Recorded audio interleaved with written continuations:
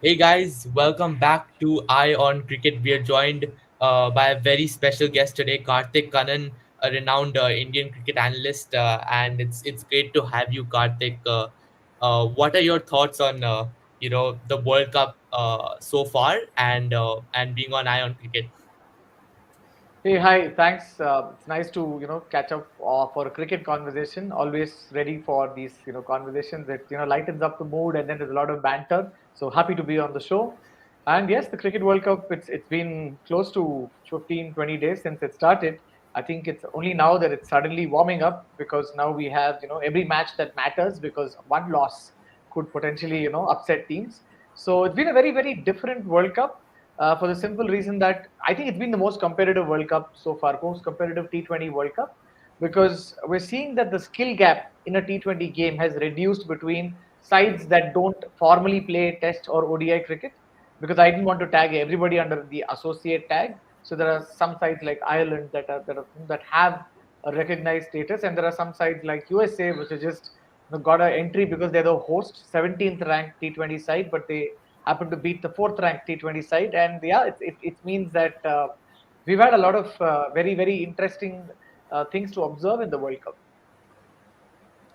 Yeah, absolutely agree with you there. I think we have structured this conversation to be around the pitches, and we've limited to around 45 minutes. But I don't think that's giving justice to the amount that we can talk about this, Karthik. I'd love to get your thoughts on this. What are your thoughts on how they have, first of all, organized this World Cup to have uh, to be taking place in two very different locations in terms of pitch conditions? And do you think that it could have been handled better? What are the outcomes of that? What do you think? See, I think the World Cup goes by rotation. There are going to be some geographies which aren't very easy to work with. For example, in West Indies, if you play cricket in West Indies, it excludes most part of Australia and the subcontinent because the timings aren't very comfortable to go watch cricket. And that's a consequence. We've seen that in the 2007 edition of the World Cup 2 and the 2009 or 10 edition of the 10, World Cup 10. 2, because I remember the 2010. It wasn't great memories for us. Chamara Kapugedara hitting six over covers, and India losing that game where Sri Lanka qualified for the semis.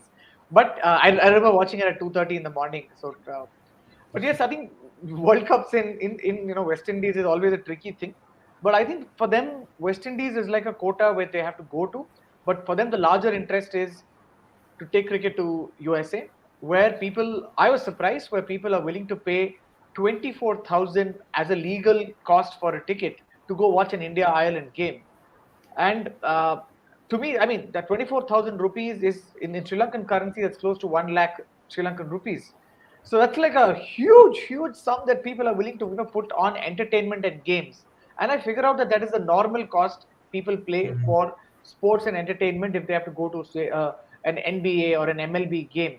So sport is the franchisee sport is very very mature in the US. It's seen as entertainment. So I think cricket is trying to make a statement saying, hey, can we get there? And right now, I don't think they're trying to teach cricket to the Americans.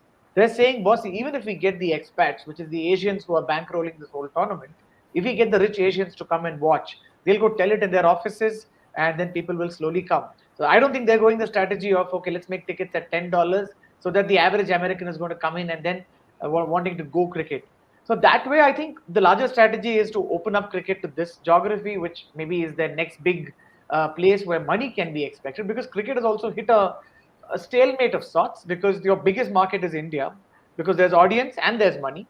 But there are other places where audience is probably there, but money isn't there, which is, for example, Bangladesh or Nepal, because you see grounds are full whenever they play cricket, but there isn't so much of economy there. So I think you wanting to go to a new place which has a higher economy as well as maybe the audience. So I think it's an effort towards that. That's the business part of it. But I think as a fan, to me it's been okay, as in for a traveling fan, like some of the fans from my travel group, which is called the 12th man army, seven of them have gone to the World Cup, and they bought tickets only for the US leg because it's very expensive to first of all buy a ticket to Barbados. It'll be $600 to buy a flight ticket to Barbados and then go to the next island.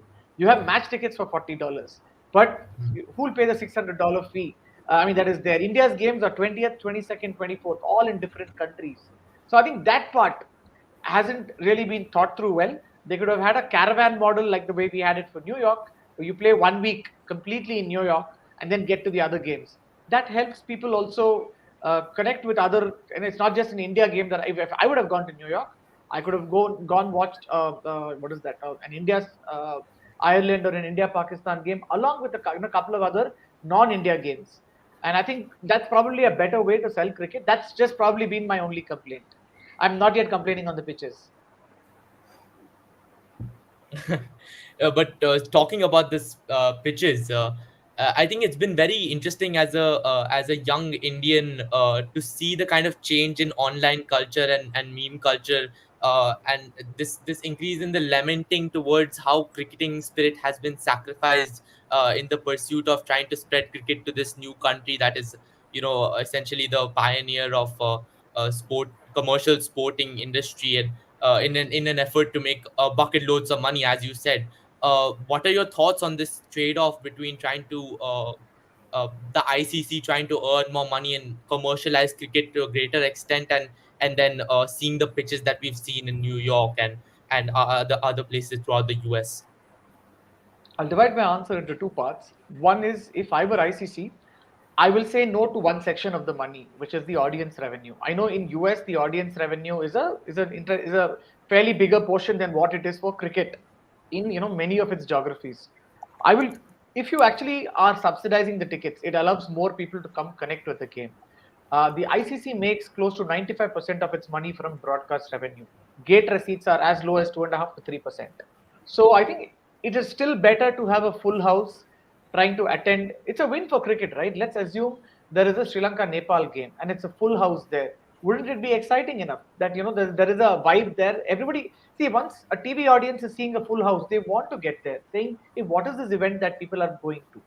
As opposed to pricing tickets at $900 for a straight view. And then can you imagine an India game actually had like 40% of the stands empty just because of the pricing. So I think that is where my only complaint has been with the way ICC has tried monetizing the sport. There are other avenues to monetize. Definitely not the fan angle. I don't think they should try to make these things hospitality centric. The only people who would afford those $900 hospitality tickets are people who are earning $10,000 an hour, not common people who are cricket fans in living in other cities, trying to pay for their own money on Book My Show or any of those things. So I kind of feel very excluded when I see tickets at that cost. And I've been traveling for the last 1.5 years for a lot of venues wanting to watch cricket. So I kind of felt excluded when I saw the ticket prices. But yes, the I'd second, Yeah, sorry, go go ahead. ahead. No, go ahead. Sorry. The second part, which is on how the tournament has gone so far, was that your second part of the question? Yeah. Right? Well, I think it's had a spectrum because I'm just dividing it into, because I play a lot of fantasy, so I look at numbers a lot.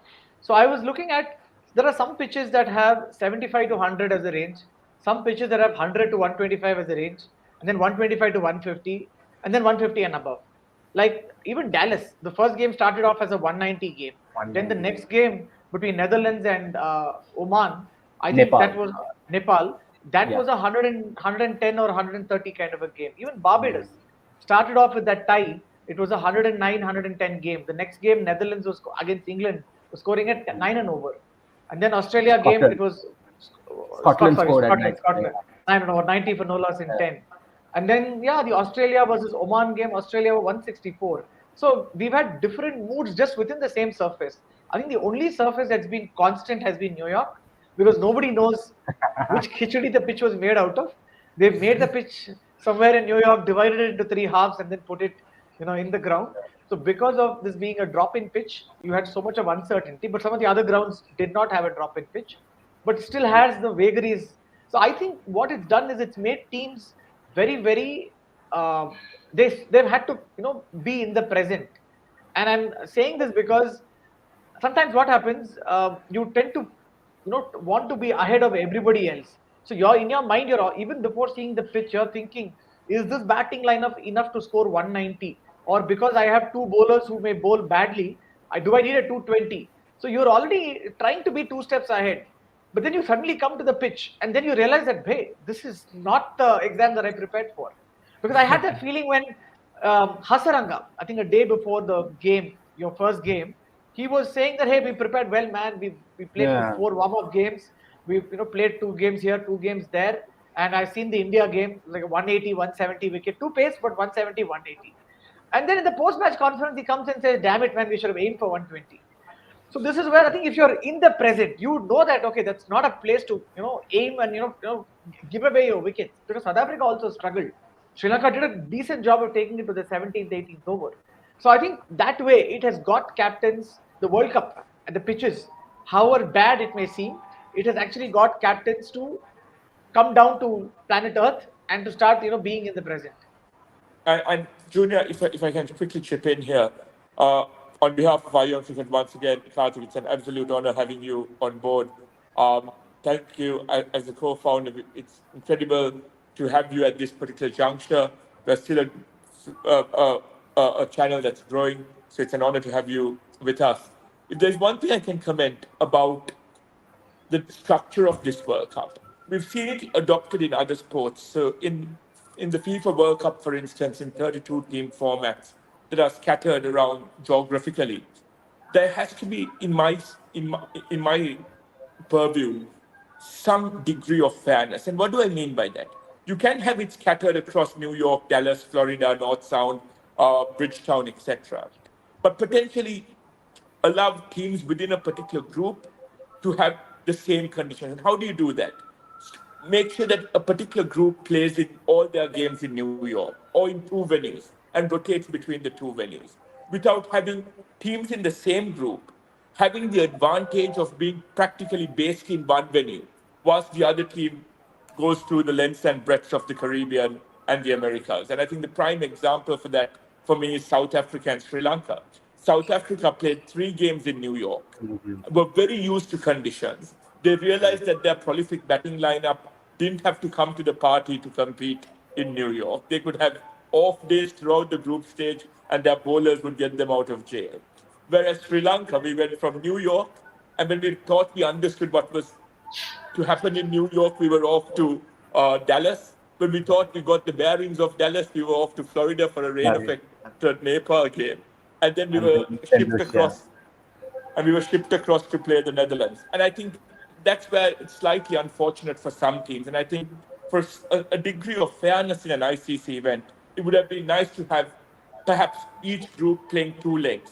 First 2 games in New York, last 2 rounds in Dallas, for instance, scatter it across the pool a bit. The second point, and that follows the caravan model that Kartik spoke of. My second point is linked to what you just said about preparation. And I think this is where teams that have not been playing together for periods of time before the World Cup have fallen short. New Zealand haven't been together as a camp for 2 or 3 months, predating the IPL. Yes, I've seen fans speaking about their series win in Pakistan, but that was with their B or C string side and not with the side they carried with them to the Americas. And I think that was That was their unsold 11, right? Unsold squad. exactly the unsold squad. And then Un- you have Sri Lanka, for instance. And I stated this fact in our last episode. It was only the second time, so on that first game against South Africa, it was only the second time that we had played that exact same playing 11 going into a World Cup, which is absurd. But when you think about preparing for World Cups during World Cup cycles, you expect to have your playing combination, your preferred 11 finalized 2 or 3 months prior to a World Cup. So yes, whilst it's unfortunate that certain teams have moved around and might feel hard done by, I think teams that were caught slightly less well prepared were were given no margin for error in this World Cup. And that's where teams like USA, and I give them a lot of credit for this, they've been very well drilled. Not only in US conditions, many critics thought that they'll be found wanting in the Caribbean, but yesterday they gave the South Africans an almighty scare. And kudos to them for that. Adil, feel free to chip in. Yeah, as you were speaking about preparation and playing a certain combination together on the lead up to the tournament, I was just thinking what India has done in this World Cup. When has Rishabh Pant batted at number 3 in T20? I mean, international T20s before this. When has Virat Kohli opened in a T20? Maybe once or twice. And look at their combination. I don't think they played this particular combination in a international T20 before this. So on the other hand, India, like they come with a completely different strategy. Their batting lineup or their playing 11, they've never played together before, or maybe once or twice.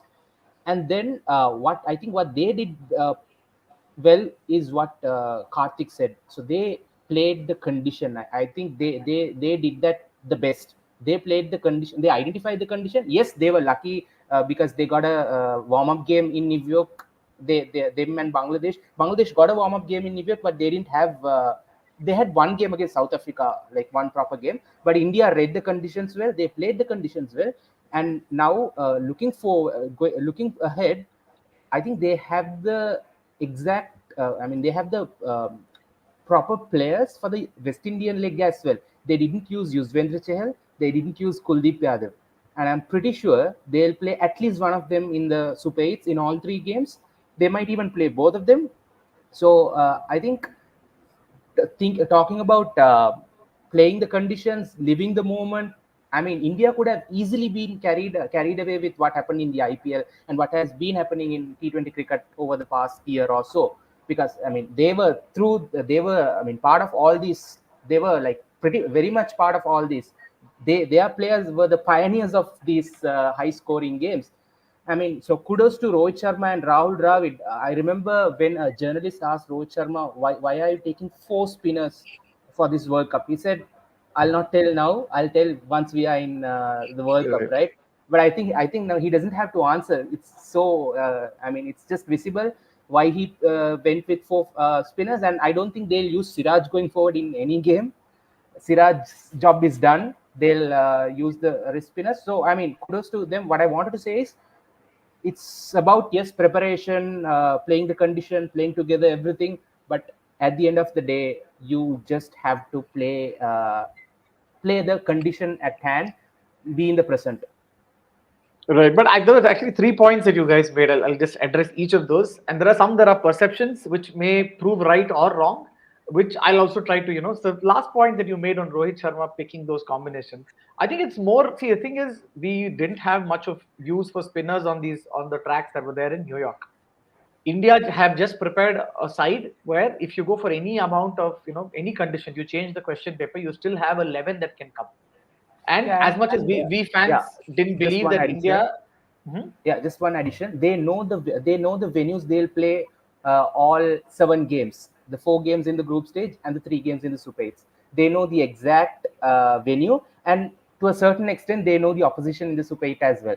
So that gives them like a syllabus to prepared. Of course, they didn't know what New York will offer, but overall, like they had the syllabus to prepare, and Which is there for that's what most I sides. bring over there. Which is there for most Of course, sides because they had the most sides. pre-seeding. Because Exactly. So that's what I think the other sides didn't maybe refer the syllabus. They just went with, okay, T20, 170, 180 is the. I mean, just my point. Yeah, go ahead. Sorry. right. Actually, we were a little upset with the way the T20 squad was selected because Okay. obviously we were looking at it the background of the IPL, and we thought Yeah. there's going to be only 180, 200 tracks, and because we've Exactly. seen a game in Florida back in 2016 when one of our anchor players actually scored a century back then. KL Rahul hit a 116 odd in a 240 chase against West Indies at Florida. So we thought it's going to be similar wickets and stuff. So we were pretty unhappy with the side because we didn't initially want Virat Kohli in the side because we believe that for a 200-run pitch, Virat Kohli's aggression is not there. And that was our general pet peeve across the last 2 years. But this year, I had been to a game here in Bangalore where Virat Kohli scored a very aggressive first ball duck, and we loved it because the first time I've seen him, intent was there. Like there's this left arm fast bowler from Afghanistan who bowled short, and Virat swiveled. I was like, I've never seen Virat swivel first ball trying to hit a ball to fine leg. So I was happy, but at the same time, the Bangalore crowd was very sad that Virat Kohli got out for a duck. So I realized that Virat Kohli has changed his approach, and that's something very tough for a established player to do, which we were happy that Virat, and he's also put in the hard yards in the IPL. But do we bat him at 3? Do we bat him at the top?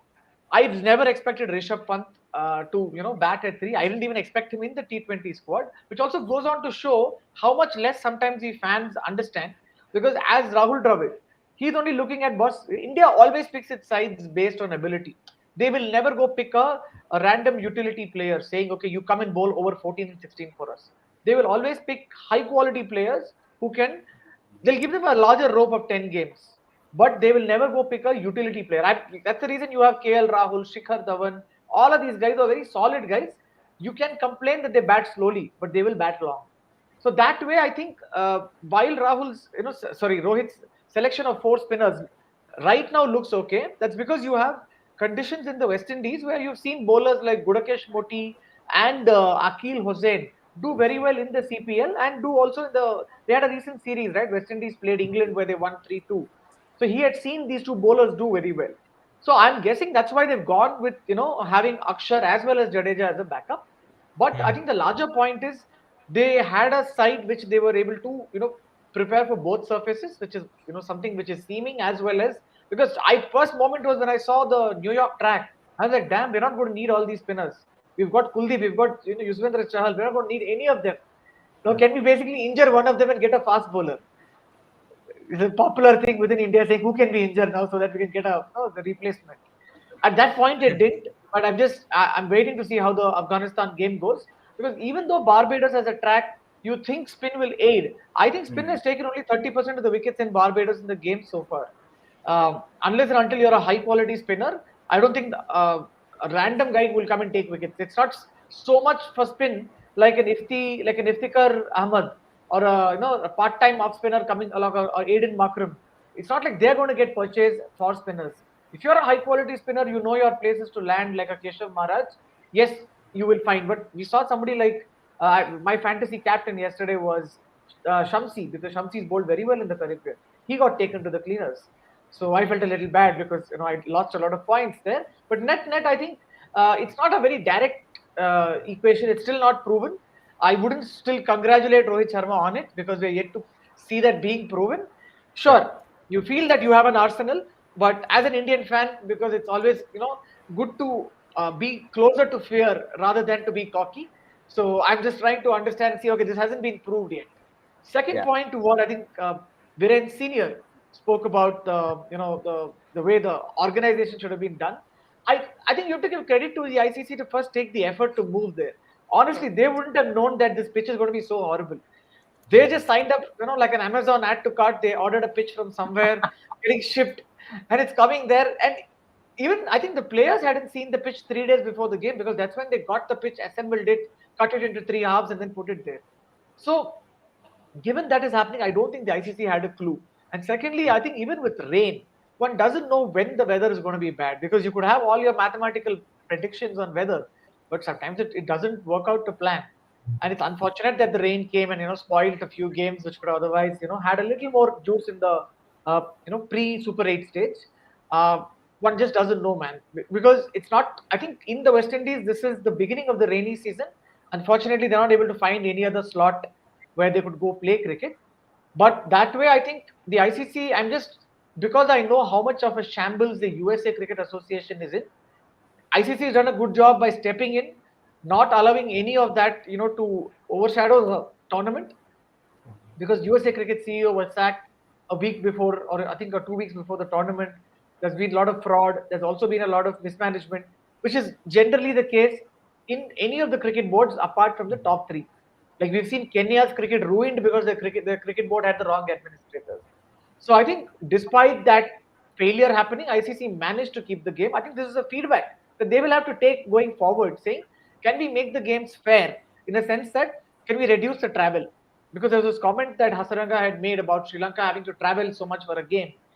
While I think the same comment was made back by Aravinda De Silva back in 1992, where I think they clocked the maximum air miles traveling from New Plymouth in New Zealand, then traveling to Canberra for a game, which is Australia, then getting back again to Dunedin for a game. So they did a lot of travel then. And I think when you're doing this, you have to be a little mindful of the caravan model because if that's implemented, all of the teams are going to be in one place. It's going to be easy for logistics. But for some reason, I think as you have more venues, you run into these logistical issues because you only have certain hotels that players can stay in. And then there comes the issue of budgets, and that is where the disparity between richer boards and poorer boards very easily comes through. As much as one can ask those questions, the ones who generate the money will definitely try to have these arguments like, "Hey, it's not." They will not tell it, but it's unfortunately a very unequal game. Because I would prefer cricket sticking to 3-4 venues where you have the same hotels.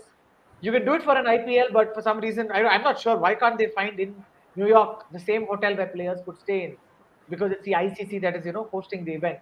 Because you don't want any player to focus on these distractions. Even I was thinking at that point when Hasaranga made that statement saying, "Damn, he's here for a World Cup. Why is he thinking of I have to get to the ground at 7:30 in the morning for a 10 a.m. start?" That shouldn't be in his mind at that point of time, because and those are the things that ICC I think has to take care, because you don't want any side to feel the distraction or the noise that's outside the game. And I'm sure that's a feedback that they can take, because that's what happened in the 99 in the transition from the 96 World Cup to the 2011 World Cup. Uh, 96 World Cup, India had 17 venues. 2011 World Cup, India only had 7 venues. Where, though the caravan model wasn't followed, at least you didn't have mindless travel between venues. You guys are lucky in Sri Lanka, and I have a good time always traveling to Sri Lanka, because the distance between Palekele and Palekele and Colombo, the Premadasa, is maybe 3 hours. If you want to go to the highlands, you go to Dambula, which is again another 3 hours. So that way, I think it's a nice spot to be in. And I'm actually waiting for the World Cup to come to Sri Lanka, because it's just so easy traveling for cricket. It's one of the best countries, just from a fan standpoint, travel standpoint, the cost of traveling, and of course the warmth of people and lion beer. Junior, before I get to you, thank you for the endorsement of Sri Lanka, Kartik. The hashtag visit Sri Lanka will go in Yeah. clutch. And for all our Ion Cricket viewers, Kartik, there are plans for Kartik to collaborate with us during the India-Sri Lanka series in Sri Lanka next month. So stay tuned to that as well. Junior, over to you again. Yeah, we have this great question from Laxis, who couldn't join us today, for Karthik. Uh, a question: do you think Dubey will continue to play if he fails in the first game of the Super 8 stage, or will Samson get the nod? I think Dubey didn't suit the New York pitch at all, but in this West Indies leg of the game, it might be a different story. What do you think, Karthik? Well, I think India usually gives a longer rope, okay? And usually Sanju Samson is the guy who's at the shorter rope end, unfortunately. Because Sanju Samson always gets his 1 game or 2 games when somebody's injured, and he starts off with a six and then gets out next ball. So as much as there is this, I love Sanju as a player. Some of his shots are brilliant, and Yeah. but I think going by the way the Indian team functions, they will definitely persist with someone like Dubey. And in the New York pitch, it's not just Dubey who struggled. Whole of India struggled. Virat Kohli has not even got runs going in his bat. No one is even talking about dropping Virat Kohli. So in this stage, I think the way it would do is, if your wickets are slightly better to bat, you want someone like Dubey who was brought in for that role. Yes, out of portion questions for the wickets being tough to bat, but you want Dubey as a spin hitter in the middle overs. Now, if your top order batsmen are getting out early and Dubey is coming in the power play, it's not Dubey's problem essentially. But I think they will definitely stick with Dubey, and because Dubey also gives them that handy extra bowling option. Though he bowls those Mark Elam type dibbly dobbly balls. The over that he bowled against Ireland went for 11, and I very nearly thought that could have lost us the game in case it had, because you never know with these associates, 1 or 2 bad overs and they're back into the game in a 100-120 game, and we saw how important it was in that India-Pakistan game. So Dubey still, despite the fact that he bowled badly in that 1 over, I still think we are yet to see the best of Shivam Dubey, and he will have more confidence if he's able to trust the surface and then swing. And in a Yeah. ground like West Indies, not just any of those Caribbean countries, the impact of wind is a very important factor. Let's say the wind is crosswinds are happening. You need that power in your batter to actually go upstream against the wind and go hit that six. These small things matter, because the other day somebody was flicking and it went in the direction of the wind. It didn't even look like it was going for a six, but it went. So I think this is where I think India generally looks at some of these micro factors, and they obviously look at the larger macro factor that they wanted to have a side with more left-handers. This was a comment made by the coaching staff last November, right after the World Cup, when India played against Australia. For the first time, they had more than four left-handers in your batting lineup. So I think it's a very conscious choice that India has gone up with. So I don't think they're going to they're going to change or move away from that. I think that's why even Tilak Varma made it to the Asia Cup squad last year, right? Out of nowhere, like when there were so many other, right-handers who had done well. And just one last thing about Shivam Dube before we go to the next question. I don't know. I hope I don't jinx it. I just get a feeling that Barbados, he might feel like he is in Chepauk in Barbados facing Rashid Khan. Maybe he'll feel like he's played for CSK against Gujarat Titans at Chepauk. I don't know. Just some. I mean, I just feel like it'll be Dube's day. I don't know. I hope I don't. It's been a very mixed bag for Shivam Dube also in Chepauk, because I think went this year luckily for about 3 games at Chepauk. 2 games I saw Dube play very well, and then after that I've just seen Dube go off the radar. I traveled all the way to the Himalayas to watch Dube bat, and he got out for a first ball duck against Chahar. Similarly, he got out in Chepauk for a first ball duck against Chahar again in those 2 games that were played within 4 days, CSK and Punjab. So the last, I think since the time Dube got selected, he's actually had a very bad run of form. And I think people as players go through that run of form. Maybe just about he had a great IPL season, right? Of course. 2023, that was his breakout season. Yes, I think once he was part of CSK squad, CSK gave him a very defined role. He was able to play very well, and it almost started off this year also very well. Unfortunately, Dube had his Yuvraj-like moment where whatever you do, you're not able to get the ball off the square. I'm sure you guys realize. I mean, would know that game.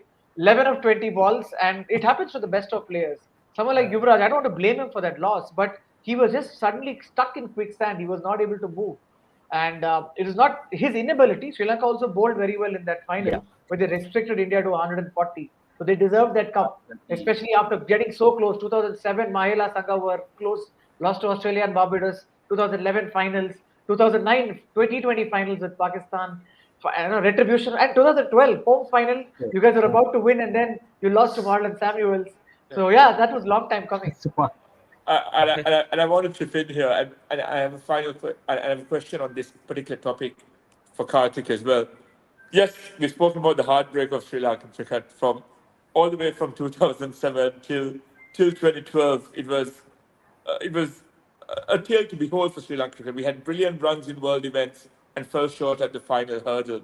But I think this ties in quite well to my question on role fulfillment on decks like this. Everyone, and I'm making this comparison because we spoke about that golden era of Sri Lankan cricket. Everyone in our side, be it in the early parts of the golden era where we had the likes of Asanka Guru Singh, Arvind, Arjuna in our middle order, to the latter end of our golden era with Sangha, Mahela, Angelo and co. Everyone knew what their role was going into a game. And I think there was no better example than that 2014 World T20 final when we lost Mahela Jayawardene and Thiriman in quick succession. It would have been a conservative captain would have sent out Angelo Matthews, who was due to come in next. But Marvin Atapattu and Trevor Bayliss decided to go slightly left field with Tisara Pereira, allowing Sangakkara to continue playing the knock he was playing. Because Sangakkara, it wasn't the most fluent Kumar Sangakkara knock. It was a knock with a lot of edges, a lot of nicks, a lot of fortune going his way. But they knew, as Darren Sanders said it was divine intervention for Sri Lanka in 2014. And they wanted Sangakkara to run that course. But bringing Tisara Pereira in, who knew what his role was, to go big and go hard on the likes of Ashwin, on the likes of Amit Mishra, etc.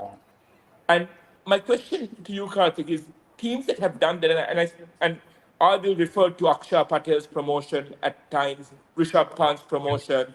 We look at the US, for example, yesterday with Gauss backing out the innings, waiting for that Tabrez Shamsi over to attack. Because I don't, many US batters, and Gauss might be an exception because of his South African roots, but many US batters may have not faced Chinaman bowlers of the caliber of Tabrez Shamsi, which also was instrumental in making me pick Tabrez Shamsi as my captain yesterday, but we'll talk about that later. My question is, has this taken role fulfillment and the discussion of role fulfillment in T20 cricket to a slightly unprecedented level, given these differences in conditions? Right, and I think also your earlier question that you were asking, saying, "Hey, our times, do sides are they able to basically lock in what is their 11, what is their squad before a World Cup, where you get enough number of games?" Unfortunately, with the way cricket runs and the way commerce runs in this particular sport, everything is, a World Cup happens every year. There's either a World Test Championship, there's either a World T20 or a Champions World Cup. So or a honestly Champions speaking, Trophy. no, as much as people are happy to lift a World Cup, nobody's saying I'm going to prepare for the two. No, no, I don't think anybody would even say with conviction that they're preparing for the 2026 T20 World Cup. They just happen to go from one flight to another flight. Oh, the T20 game today, fine, I'll play that game. Nobody is, having their eye on the future that way, because you have very few games, and some of these games are decided bilateral. So tell me one thing: what will Pakistan, get to do if they're all getting to play Zimbabwe and Ireland? And they can't say they're preparing for the World Cup. And Pakistan, maybe other sides don't want to host Pakistan because it's not commercial value. Because and as a result, Pakistan don't get games. While they may have amazing stock of fast bowlers, they're just not a very popular side. Today, sides may want an Afghanistan or a Bangladesh because they have an audience, and that audience will, again, everything is economy centric. So I don't think you're able to prepare for a World Cup. Maybe even with ODI World Cup, this whole preparation bit I don't understand, because India played only 3 ODIs or 4 ODIs in the calendar year. So they just didn't play ODIs at all. And whenever India played an ODI against Sri Lanka, I think they played thrice last year. You guys suddenly made Mohammad Siraj into this hero. Whenever he plays Sri Lanka, he's taking either a 5 for, 6 for, or a 7 for. Just 3 ODIs he played in 2023. So it's not like people are actually waiting to go for the World Cup. Back in 1996, right, you had that preparation because there weren't so much of cricket. You only had white ball and red ball. And I could see the transition in Sri Lankan cricket when I think Sri Lanka was chasing 333 at Sharjah against West Indies. Lara had scored 169 in that game, and Hashan was, trying to anchor a chase. For the first time, I saw Sri Lanka being 100 for 1 or 3 in the 10th over. I was like, this is unprecedented. Romesh Kaluvitarana, gave that start. Then Chandika Hathurasinghe played very well, and then Hashan almost took it until that Stuart Williams catch happened. To me, that was the moment where I thought Sri Lankan cricket changed, where they said, damn it, when I think we'll go fight. And they went to Australia, all of the things happened. So I think they spent more time together as a unit to bond and then say, let's prepare for the World Cup. Since the World Cup was also happening in conditions that they were familiar with. And Sri Lanka was a fairly decent side, because I don't think any side in the world between 91 and 1996 beat Sri Lanka in an ODI series there. India lost 1-2. They won the Singer Trophy in 1994, but bilateral series, I don't think anybody beat Sri Lanka at that point. So it was a fair goal to have at that point. But coming to today's times, the only thing you could do is, okay, okay, these are going to be the conditions. Okay, let's say there are 3 scenarios. You have a 120 pitch. Okay, 120 pitch, you need your anchors, which is why even West Indies, they've gone for 3 anchors. There's a Darren Sammy interview. I think in Sports Star magazine, to a journalist called Ayan Acharya, where he's mentioned the need of a 120 strike rate person on tracks like these, because it allows the 160, 170 batters to bat freely. He's saying, I'm okay with an overall average of 140, because the 120 guy starts at 120 but catches up to 140. That's the ability we pick players for. So someone like even Shai Hope, he batted pretty decently the other day, yesterday morning, 25 of 16 balls. I forget against whom did they play. Did they play Afghanistan? Yes. West Indies were playing Afghanistan a couple of days back, early in the morning here. And 25 of 16 balls is decent. It's not a bad score.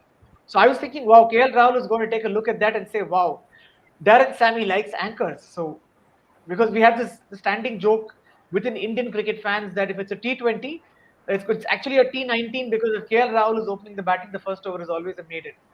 So we generally have that kind of a joke, but he's a very high quality player who generally takes his time.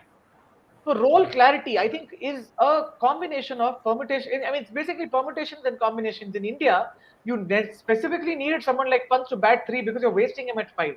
And to Adil's question, has Pant been tried at 3? He has been tried at 3 during the England tour of 2021 and the West Indies tour, I think, in 2022. They tried him for a couple of games because he had publicly said that, boss, you allow me to bat in the middle overs when the field is spread out. I'm not able to go for my shots right away. If he's coming in the power play, he has that license to start that way. Once he started that way, right, only a maverick like Pant can bat the way he does, which is a very, very unique, sense of bravado. So that way, I think India has realized that they have to give their preferred positions to certain players, because if that is given, then you're unlocking a whole new degree of possibility.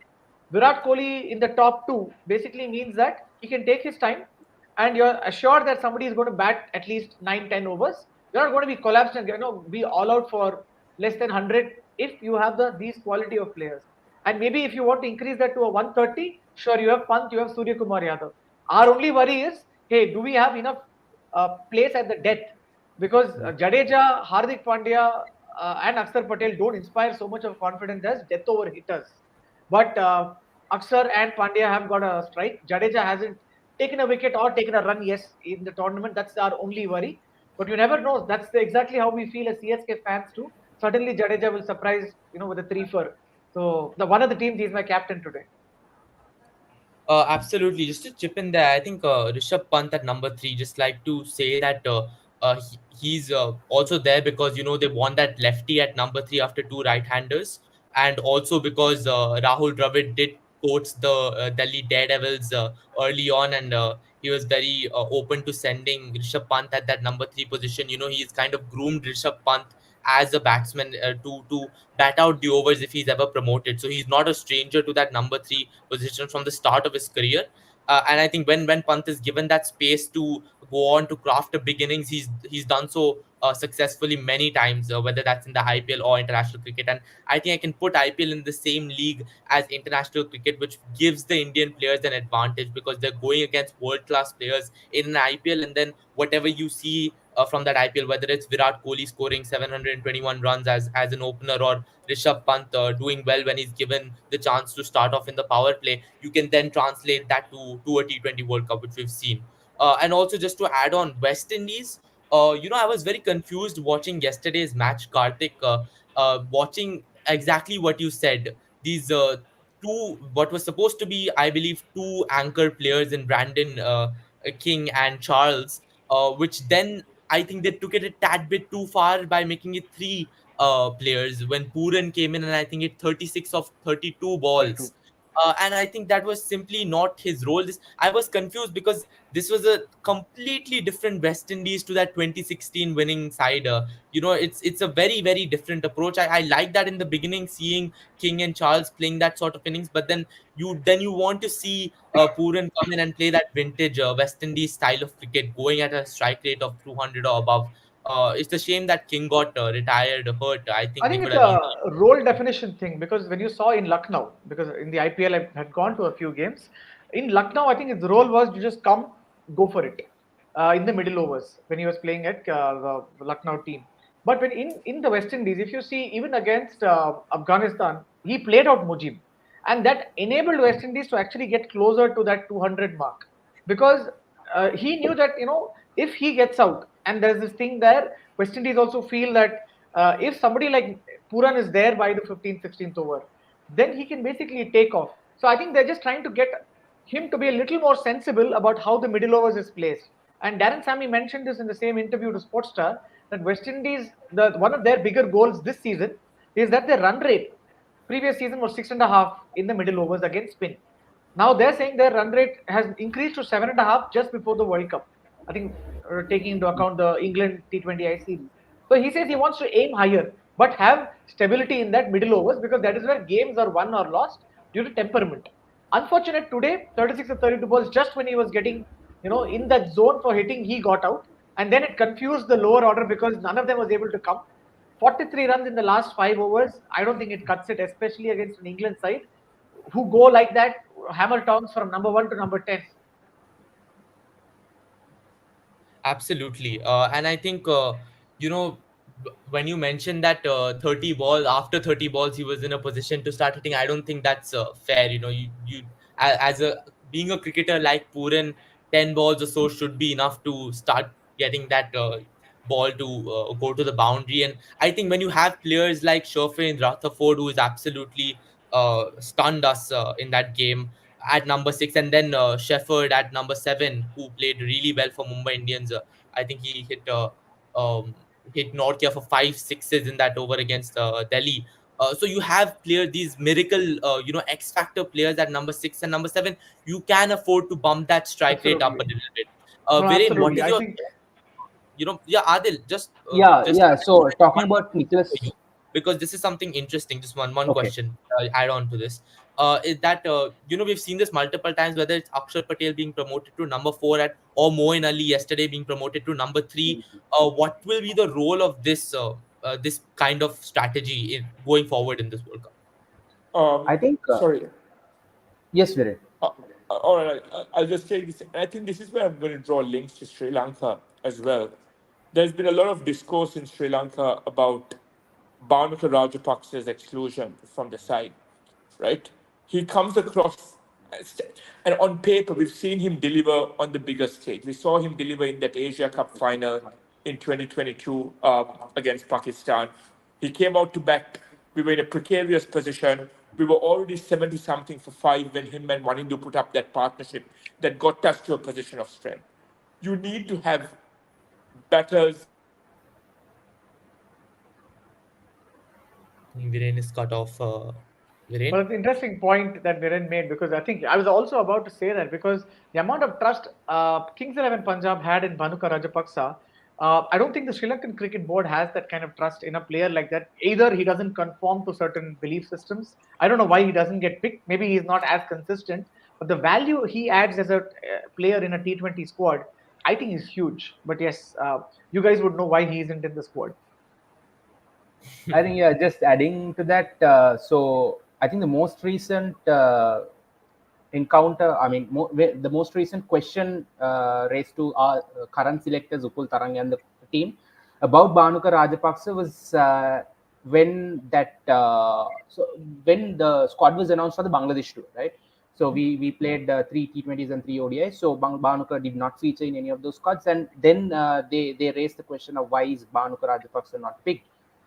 So what Upul Taranga told then was that he has declared himself injured, and he has made himself unavailable because he needs to work on his fitness or whatever injury that he had sustained with his personal physio and personal medical team. So that's the only reason that we as fans know why Bhanuka Rajapaksa was not considered. But all of a sudden, he has. I think the last T20 he played was back in 2023 against India or New Zealand. I'm not sure. So he has not featured in any of the Sri Lankan squads since then.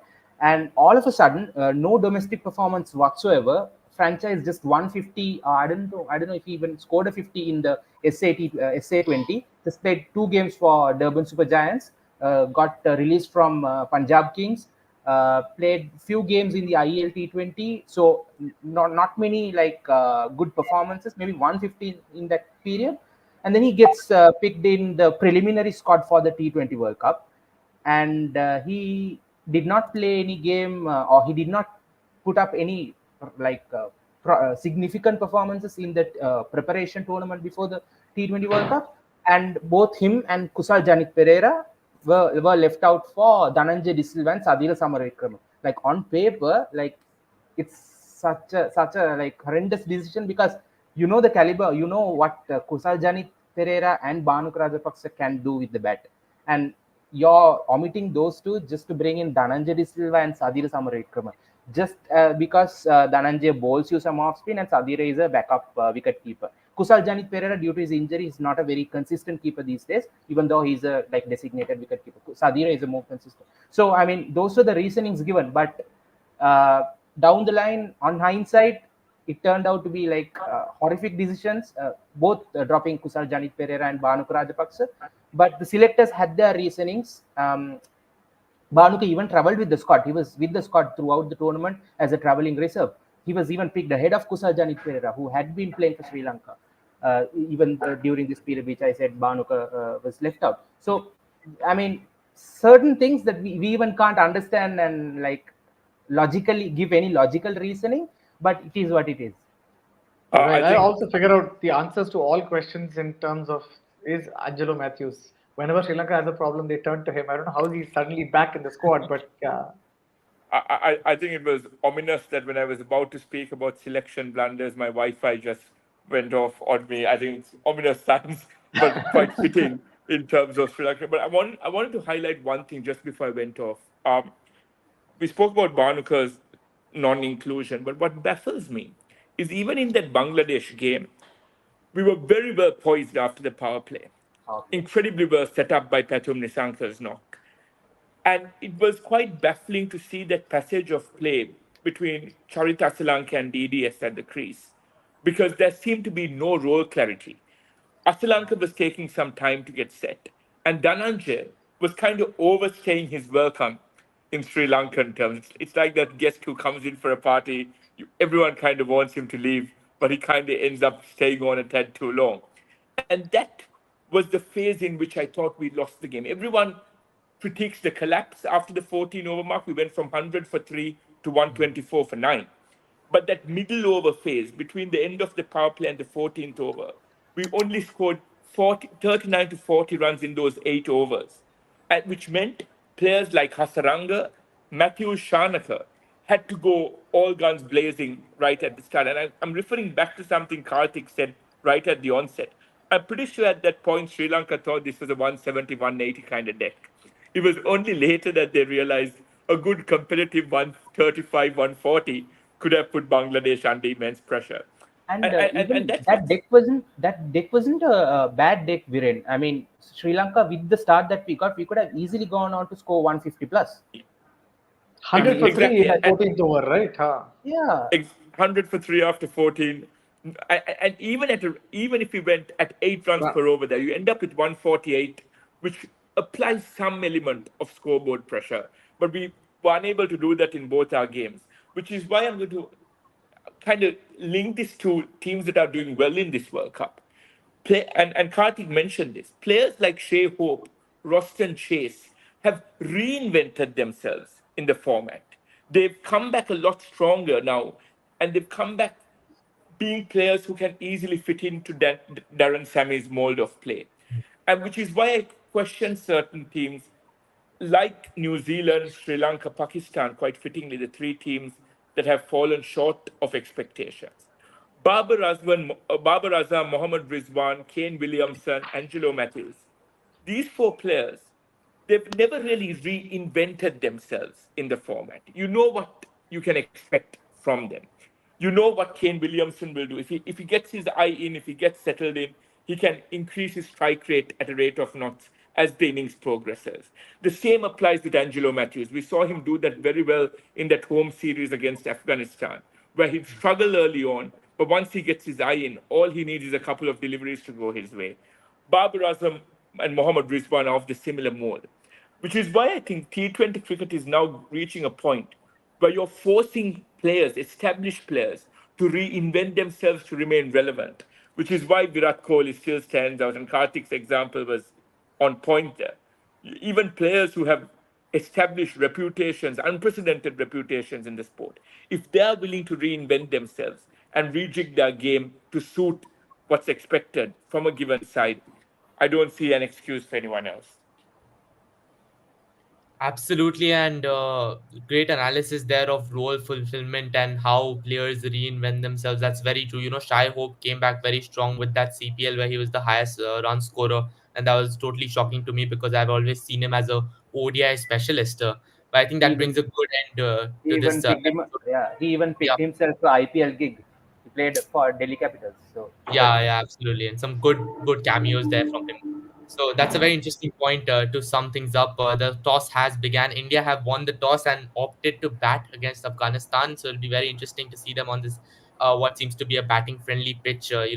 High hopes from India as an Indian fan. I'm sure Karthik does too. Karthik, any final remarks about this game that's going to take place in about half an hour? Well, we just spoken about two games where there was collapses. Like Sri Lanka collapsed from 100 for 3 to 124. India did the same against Pakistan too, where we had a sudden collapse and then we were at 120 odd all out. So I just hope that we are able to find our spots for hitting.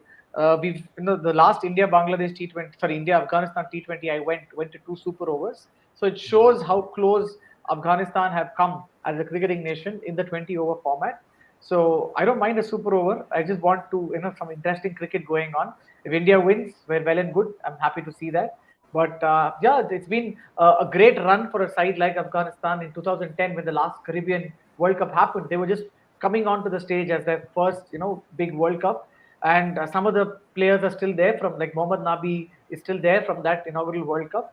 So for me, I'm just happy for them that with the kind of situations they've had to undergo and come. So Afghanistan, even if they're playing against India, I sometimes root for them because I love trying to watch that energy, the amount of stars they're able to generate. So yeah, look forward to an interesting contest. Absolutely. As I said, they're no longer the dark horses. They dominated their group in the group stages, so it'll be a very even contest. I think, and some interesting changes in the team in the Indian team. I think we'll decode this in our next episode in detail. But it's going to be a very interesting game. Thank you guys for joining me, and thank you guys for watching Ion Cricket. Thanks. We will be right back. Thank you, guys.